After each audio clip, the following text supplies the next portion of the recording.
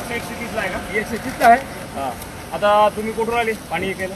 मुंबई डाके road. टाके road. मित्रांनो, मी या ठिकाणी तुम्हाला असा विचार आला या बंधूला काहीतरी पाणी विकायला का म्हणून शिव्या घालत असेल, पण नाही मित्रांनो, हा जरी पाणी आम्हाला पैशाने विकत असेल तरी या ठिकाणी आमच्यापर्यंत पाणी घेऊन तरी आला. कारण की आम्ही सकाळपासून या ठिकाणी पाण्याचा थेंबा थेंबाला मराठा समाज तरसत होता. या बंधूंनी धंदा व्यवसाय केला असेल, मानतो आपण, दिमागातला ते माणूस व्यवसाय करू शकते.